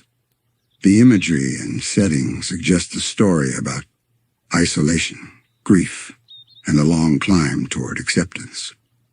But the writing keeps steering Finn toward a big, loud confrontation, as if the emotional payoff can only come from shouting rather than from stillness or subtle revelation. Adventure Time has given us some of its most powerful moments in silence, in the quiet between lines, in the lingering shots where a character simply breathes. Here, the opportunity for that kind of depth keeps slipping away. Eventually, Finn begins to see shapes in the upper sky. The air grows darker, and strange, shimmering lights ripple across the horizon like curtains of green and gold. It's beautiful, like the northern lights spilling into another dimension. This should be the moment where his determination mixes with awe, where he pauses to take in the magnitude of what he's done, but instead the pace quickens. Finn pushes harder, stretching the tower upward with renewed urgency, muttering about making his father pay for what happened. From a visual standpoint, it's thrilling. The tower, impossibly thin and fragile-looking, stretches into infinity. The camera follows Finn as he climbs higher than anything in Ooo, the colors around him shifting from pale blue to deep celestial hues. But from a character perspective, the moment feels strangely hollow. We haven't seen enough of the quiet, aching side of his grief to make this desperation fully resonate. There's a brief scene where Jake tries to reach him, calling out from far below, his voice faint and swallowed by the wind. For a split second, Finn hesitates. You can almost imagine an alternate version of the story where he climbs back down, realizing the connection with the people who care about him matters more than chasing vengeance in the clouds. But this isn't that version. Finn presses on, leaving Jake's voice behind as he disappears into the upper sky. It's around here that the episode begins to feel more like a stage being set for a spectacle than the culmination of an emotional journey. The careful, meditative building of the first half gives way to the urgency of reaching the top as fast as possible. The tower sways, the wind howls, and Finn's voice sharpens with every passing second. And this is where the tower really divides fans. On one hand, the visuals are undeniably striking, the kind of imaginative scale that makes Adventure Time so unique. On the other, the emotional thread feels thinner the higher we climb. The more the tower grows, the less grounded the story becomes in Finn's internal world. Instead of feeling like we're ascending with him through stages of grief, it's more like we're racing toward a scene the episode has decided is important, even if the journey hasn't fully earned it. As Finn reaches the uppermost reaches of the tower, the air grows thin, and the colors around him deepen into a strange, otherworldly twilight. The shimmering lights overhead seem to part, revealing the faint outline of a massive figure, his father, or at least the image of him that Finn has been chasing since the first plank was laid. This should be the emotional heart of the episode. After all the climbing, all the building, all the restless muttering, Here is the moment Finn finally comes face to face with the source of his anger. But the encounter is surprisingly brief, almost abrupt. His father isn't remorseful, or even particularly engaged. He's dismissive, brushing off Finn's questions and pain with the same careless attitude that made him so infuriating in earlier episodes. Instead of sparking a deep, meaningful exchange, the scene tilts toward the cartoonish. Finn's frustration bursts into outright yelling, his words tumbling over each other in a rush.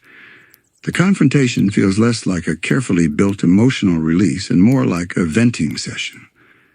There's no slow unraveling of feelings, no quiet acceptance or realization, just a flare of noise that fizzles out almost as quickly as it starts. And then, almost without warning, it's over. The tower begins to collapse under its own impossible weight, the grass planks curling and breaking apart. Finn tumbles downward, not in a graceful descent, but in a chaotic fall that leaves little time for reflection. Jake is there to catch him before he hits the ground, cradling his brother in a moment that should feel comforting, but even here there's no sense of closure. Finn doesn't share what he saw or felt at the top.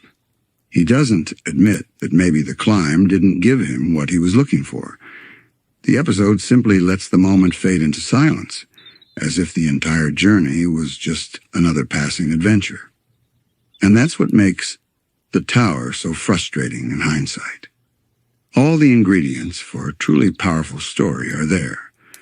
A hero coping with loss, an impossible climb through a surreal landscape, a long-awaited confrontation with a parent who's failed him. But instead of giving those elements the space to breathe and resonate, the episode rushes to its destination, trading emotional depth for spectacle. The climb is beautiful, but the heart of the story is paper-thin. Fans often point to the tower as one of Finn's defining emotional episodes, and I think that's because the imagery is unforgettable. The idea of him building this impossibly tall structure into the heavens, chasing answers in the clouds, is pure Adventure Time magic. But when you sit with it, when you re-watch it late at night, with the sound turned down and your mind wandering, you realize that the emotion you remember is more in the concept than the execution. Still, as part of our sleepy journey, the tower has its place. There's something undeniably calming about those early scenes of Finn methodically building, the wind sighing around him, the world below shrinking into a watercolor haze. Even the collapse at the end has a dreamlike quality, as if the whole tower was never really there, just a fleeting vision built out of longing and frustration. I like to imagine a softer ending for this story, one where Finn sits on a half-finished platform, watching the sunset above the clouds, letting his grief breathe without the need for confrontation. A version where the tower is less about vengeance and more about finding peace in the climb itself. That's the kind of quiet moment that Adventure Time does so well, and the kind that would have made The Tower a true classic, instead of a beautiful but overrated entry. And so, with the last grass plank curling back into nothing, and Finn resting safely on the ground once more, we leave this towering detour behind. Our journey through overrated episodes now drifts toward a different kind of letdown, not one of emotional imbalance, but of misplaced focus. It's a story where the spotlight falls on a character who was never really meant to carry it, and the result is as awkward as it is forgettable. All right, sleepyheads, we've climbed the impossible heights of the tower, and now it's time to come back down to earth, straight into one of the most head-scratching detours Adventure Time ever took. This next stop on our list isn't about a lack of emotional depth or an overblown spectacle. No, this one's overrated for a completely different reason.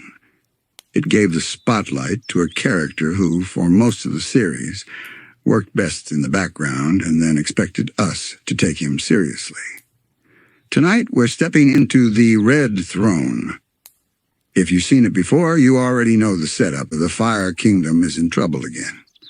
Flame King is out of power. Flame Princess is on the throne, and things seem relatively stable until betrayal strikes. Flame Princess is overthrown in a sudden coup, and the kingdom is thrown into chaos. The twist?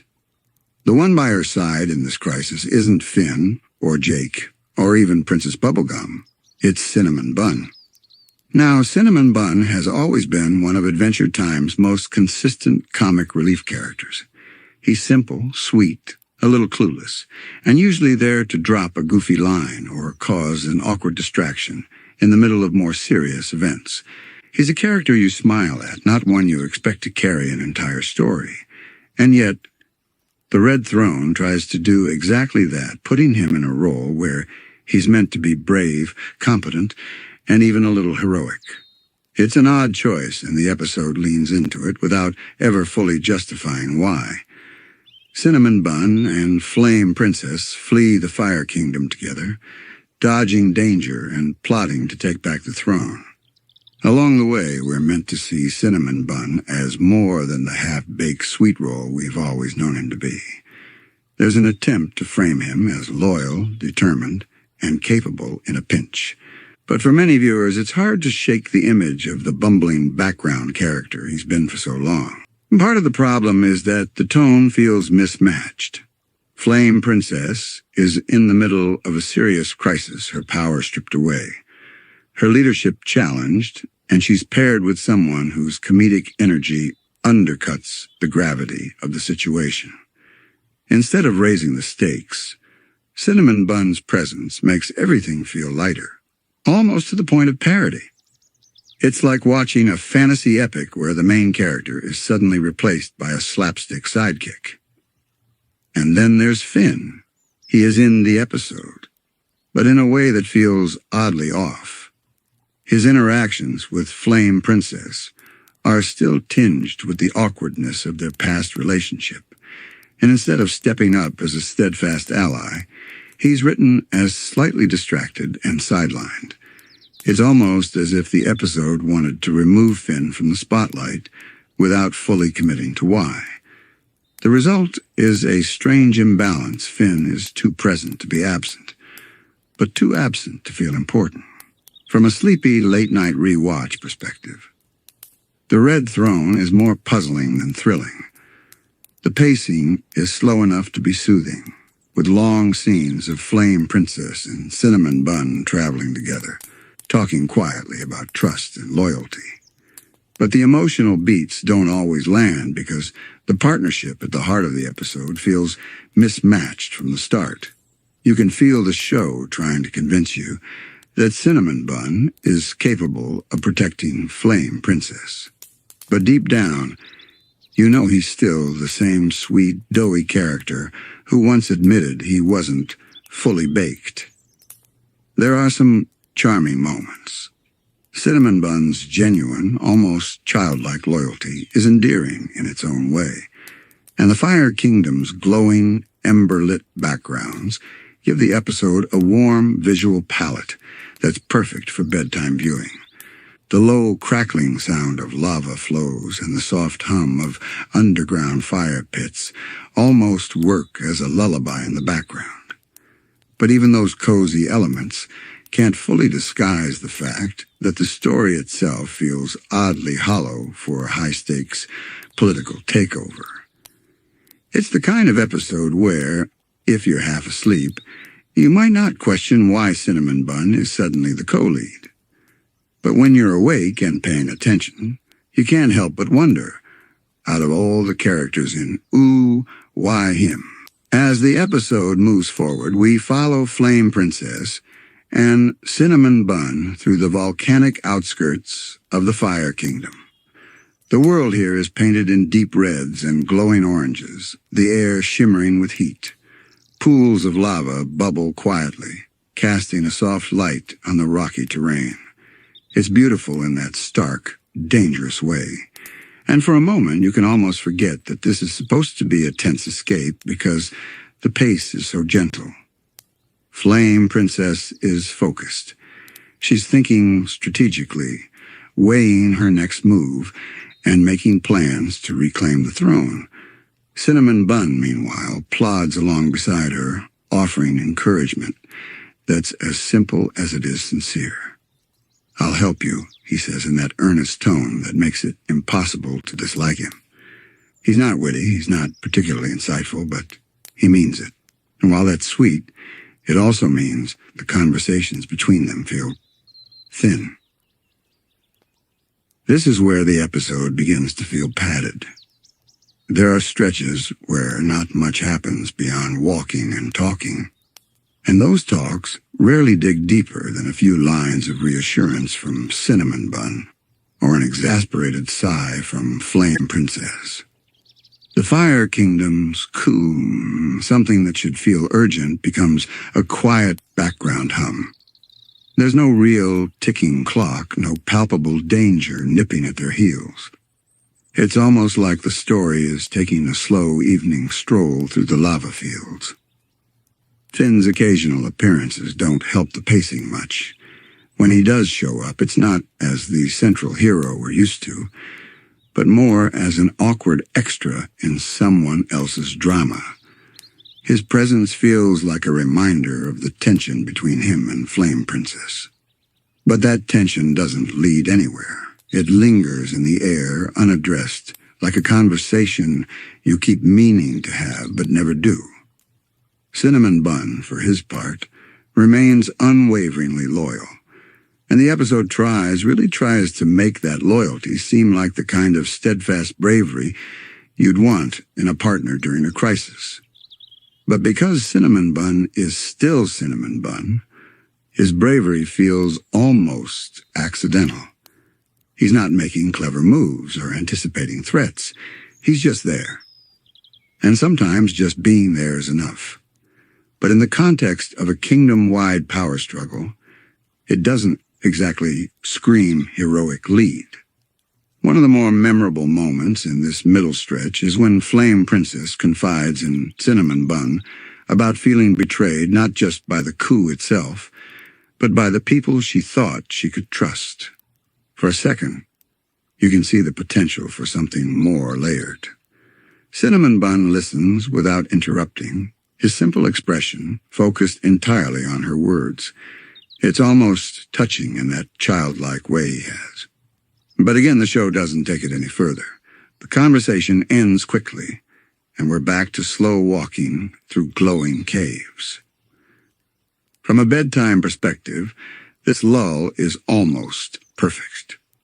The deep, warm colors on screen, the slow, steady footsteps, the gentle hum of background fire, all of it creates a cozy, hypnotic rhythm. You can let the dialogue wash over you without worrying about missing an important twist. But if you're fully awake, the lack of urgency starts to feel like a missed opportunity. This is a coup story with no real tension, a rescue mission, without much to rescue. By the time Flame Princess and Cinnamon Bun finally start heading back toward the heart of the Fire Kingdom, the tone hasn't really changed. The stakes are supposed to be high, but the mood is calm, almost casual. It's as if the episode itself isn't convinced that anything truly bad will happen, and that lack of danger bleeds into the way we watch it. When Flame Princess and Cinnamon Bun finally return to the Fire Kingdom, the scene should feel electric. This is the moment where the rightful ruler comes back to reclaim her throne, where the palace's flickering lava light should cast long, tense shadows, and the air should vibrate with danger. But the way the Red Throne handles it, it's almost strangely quiet. The Fire Kingdom, for all its molten grandeur, doesn't feel on edge. Guards aren't racing through the corridors. No one is frantically trying to secure the palace. Instead, it's as though the kingdom is simply waiting, as if everyone knows Flame Princess will be back eventually, and the whole coup was just a brief inconvenience. That stillness might be atmospheric for some viewers, but for a story that's supposed to be high stakes, it makes everything feel deflated. Cinnamon Bun walks beside Flame Princess the entire way, keeping pace with his signature slow, steady stride. The show tries to frame this as loyalty and courage, and in a way, it works. He's not afraid to walk straight into the throne room of a kingdom in turmoil. But because it's Cinnamon Bun, there's no calculated risk in his decision. He's not sizing up threats or strategizing.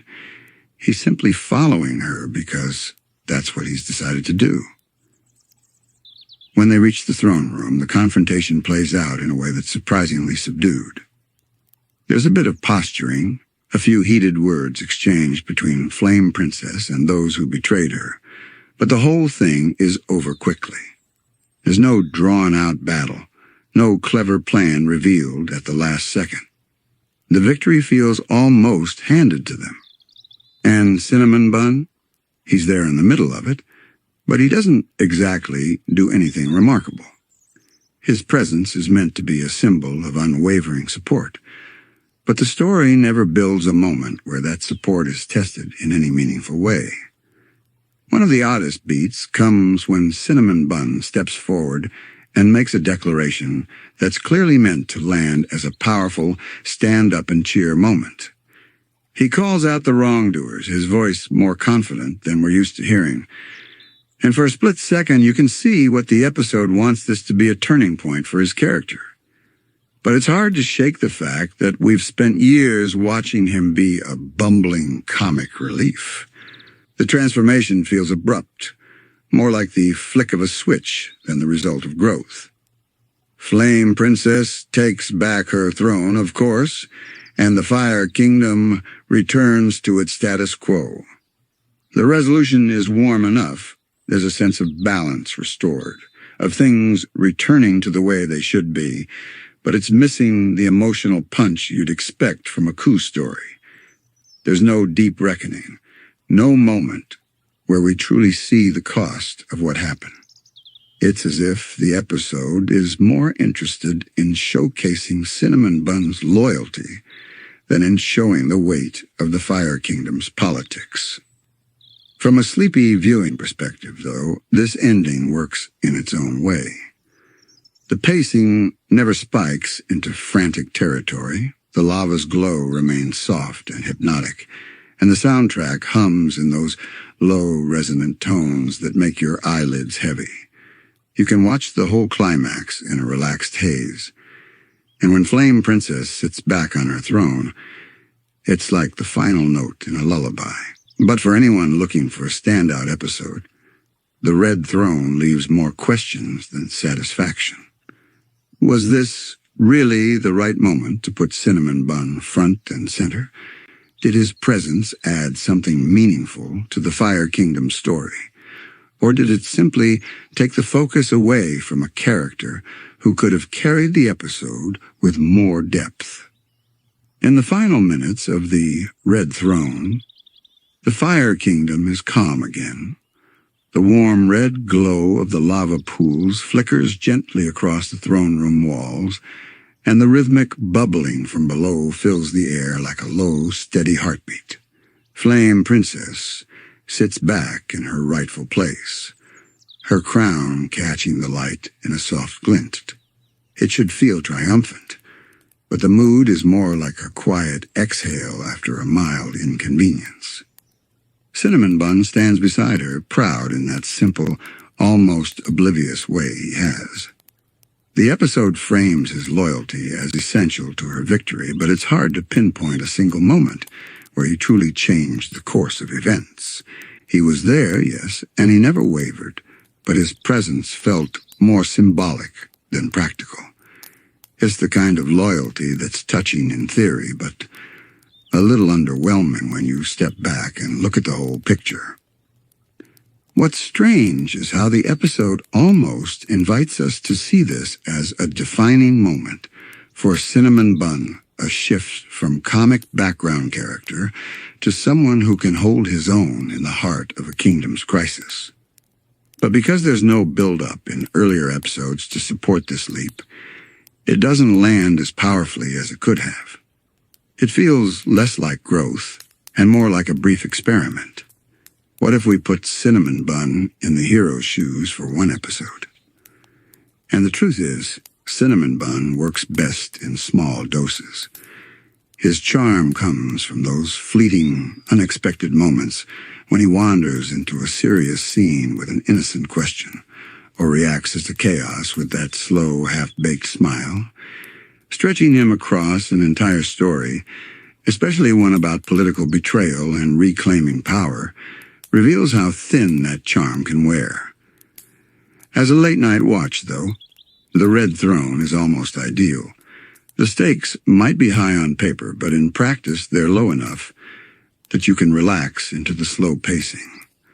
The warm, ember-lit backgrounds, the calm exchanges between characters, the gentle soundscape of the Fire Kingdom, they all create a cozy, drowsy mood. You can follow along without much effort, and even if you drift off for a few minutes, you won't miss anything critical. Still, for all its sleepy charm, it's hard to shake the feeling that this was a missed opportunity. A coup in the Fire Kingdom could have been a tense, layered story with real emotional weight for Flame Princess. It could have deepened her character, explored the politics of her world, and tested her relationships with the people around her. Instead, it turned into a showcase for a character whose greatest strength is being adorably out of his depth. In the end, The Red Throne isn't a bad episode, it's just an odd one. Overrated not because it fails outright, but because it's remembered as more significant than it really is. People might recall Cinnamon Bun's loyalty or Flame Princess's calm resolve, but few remember the details of the coup itself. It's a story that slips away as easily as it plays out, leaving behind only a faint glow, like the last embers of a fire before sleep. And so, with Flame Princess safely on her throne and Cinnamon Bun back to his slow, steady self, we step out of the Fire Kingdom and into the cool night air of Ooo once more. Our final stop on this sleepy journey through overrated episodes takes us somewhere quieter, smaller an episode that promised mystery and hidden depths, but it ended up feeling like a half-told story. Sleepyheads, we've wandered through coups, clown nurses, towers in the clouds, and hopping feet, and now we've reached the final stop on tonight's drowsy little tour. This one isn't loud or dramatic, or even particularly strange by Adventure Time standards. It's quieter, smaller a story that could have been something special, but instead ended up feeling like a passing thought. Tonight we're paging through the diary. The premise is simple, almost charming in its understatement. Finn and Jake, wandering through the Land of Ooo as they so often do, stumble upon an old weathered diary tucked away in the hollow of a tree. It's the kind of setup that instantly makes you curious. Who wrote it? Why was it hidden here?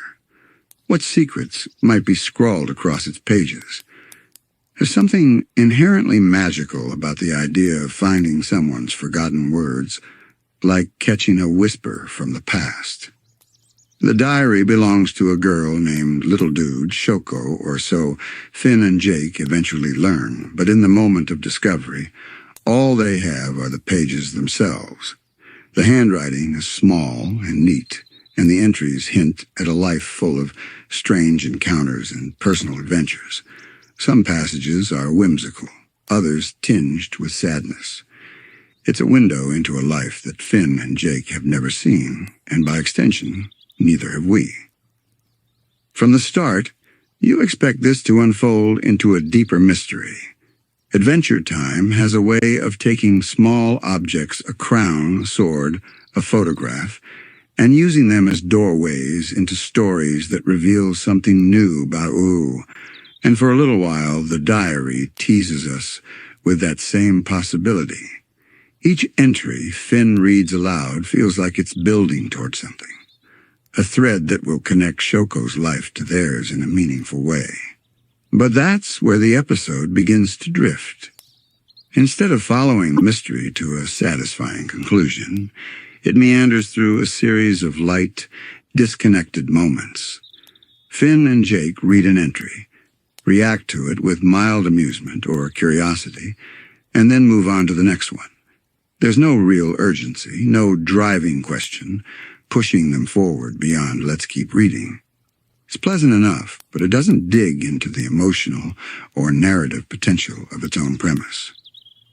Visually, the episode is cozy. The soft greens of the forest, the warm browns of the hollow tree, and the muted tones of the diary's worn cover all work together to create a gentle, earthy palette.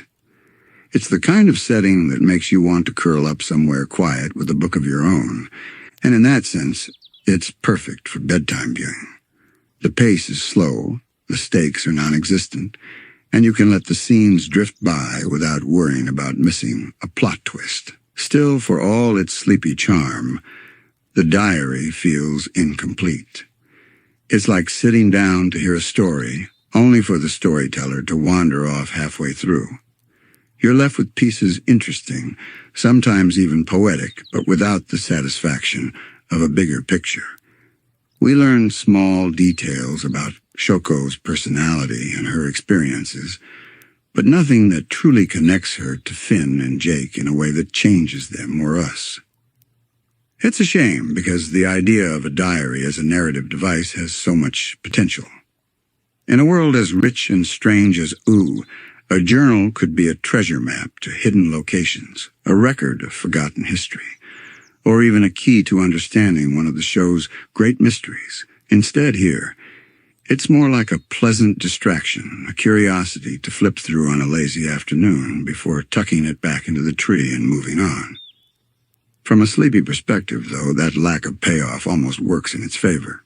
There's no tension, no conflict, nothing to jolt you awake. Just page after page of gentle words, read aloud in Finn's voice, with Jake occasionally chiming in. It's the narrative equivalent of sitting in a sunny patch of grass, listening to someone read aloud from a book they found in the attic. As Finn and Jake settle down with the diary, the episode shifts into a rhythm that's almost like turning the pages of a bedtime book. Finn reads aloud, his voice carrying Shoko's words into the air, while Jake sprawls nearby, listening with a mix of interest and mild distraction. The entries range from silly little observations to oddly poignant musings about loneliness, friendship, and the strange sights Shoko encountered in her travels. Every now and then a detail pops out that feels like it could lead somewhere, a mention of a hidden cave, a strange trinket she once found, or a mysterious friend who came and went without explanation. These are the moments where the episode briefly sparks with possibility, as if it might suddenly veer into an unexpected adventure. But each time, instead of following the thread, Finn simply flips to the next page and the moment passes. Jake's reactions are equally light. He chuckles at some entries, raises an eyebrow at others, and occasionally makes a joke that undercuts any sense of mystery. It's classic Jake in laid-back mode, funny and charming, but also a little bit of a momentum breaker if you're hoping for a deeper story. For him, the diary is just a fun curiosity, not a puzzle to solve or a treasure to hunt. The forest around them stays still and peaceful, the only sounds being the rustle of pages, the quiet hum of insects, and the occasional sigh of wind through the trees. Visually, the diary entries are sometimes shown as little illustrated vignettes, giving us glimpses of Shoko's world, her tiny campfires, the strange animals she met, the places she wandered through. These moments are some of the most charming parts of the episode, painting little mini-stories in soft, warm colors. But as gentle as it all is, the repetition starts to set in. Read an entry. React. Move on. There's no clear arc developing, no rising tension, no sense that we're building towards something important. It's more like flipping through a scrapbook with a friend pleasant, but without any urgency to get to the last page. At one point, Finn speculates about what might have happened to Shoko. He wonders if she's still out there somewhere, maybe even walking through the same forest right now. It's a moment that could have been used to weave the diary into the larger tapestry of Adventure Time's history after all. The show is full of characters with hidden pasts and surprising connections. But the thought drifts away as quickly as it comes, replaced by another light-hearted reading of a random entry. From a sleepy viewing perspective, this drifting structure works beautifully. You don't need to remember every detail, and you can let your mind wander without worrying you'll lose the plot, because there isn't much plot to lose. The diary entries come and go like clouds passing overhead, each one with its own little shape and color, but none of them demanding your full attention. Still, as an episode that's often remembered fondly, the diary feels overrated because it never fully commits to the story it hints at. It's a series of pleasant moments, strung together without a strong thread tying them into something bigger. The mystery of Shoko remains just that, a mystery, left sitting quietly in the hollow of a tree. As Finn and Jake reach the latter pages of the diary, there's a sense, at least for the audience, that if the story is going to take a turn, it needs to happen soon. We've wandered through so many small, charming moments of Shoko's life that it feels like we're standing at the edge of something, waiting for the bigger picture to come into view. There's an entry about a hidden spot where she liked to watch the moon rise over a field of glowing flowers. Another about a strange dream she had, one that she couldn't shake for days afterward. Finn reads each one with the same steady tone, while Jake offers the occasional comment. But the pace stays gentle, almost sleepy. Then, in one of the last entries, there's a faint flicker of connection to the larger world of Ooo. Shoko mentions seeing a certain familiar landmark, something that Finn and Jake recognize immediately. For a moment, their eyes widen, and you can almost feel the story preparing to weave itself into the bigger Adventure Time lore. This could have been the moment where the diary becomes more than a collection of quaint memories where it ties into history, or into Finn and Jake's lives in a surprising way. But just as quickly as that spark appears, it fades. There's no follow-up, no deeper dive into why Shoko was near that landmark or what she was doing there. Finn and Jake share a glance, make a brief comment, and then it's on to the final page. That last page doesn't hold a dramatic reveal or a bittersweet farewell. It's simply another entry, much like the ones before it. Shoko writes about a quiet day, about small things she noticed, and how she felt in that moment. It's peaceful, even lovely, but it's also the point where you realize the episode isn't going to give you the closure you might have been expecting. When they close the diary, Finn and Jake sit for a while in the shade of the tree. The forest hums softly around them, and the book rests in Finn's lap. There's no big decision about what to do with it, no final choice that changes anything. Eventually, Finn tucks it back into the hollow where they found it, almost as if they were never meant to keep it in the first place. It's a quiet ending, one that feels true to the calm pacing of the episode, but it also leaves a faint emptiness. The mystery of Shoko is still a mystery. The diary hasn't led them to an adventure or to a deeper understanding of the person who wrote it. It's simply a small brush with someone else's life, passing through theirs like a leaf on the wind. From a bedtime perspective, though, this is where the episode's strength really lies. There's no sharp turn to jolt you awake, no sudden action to break the spell.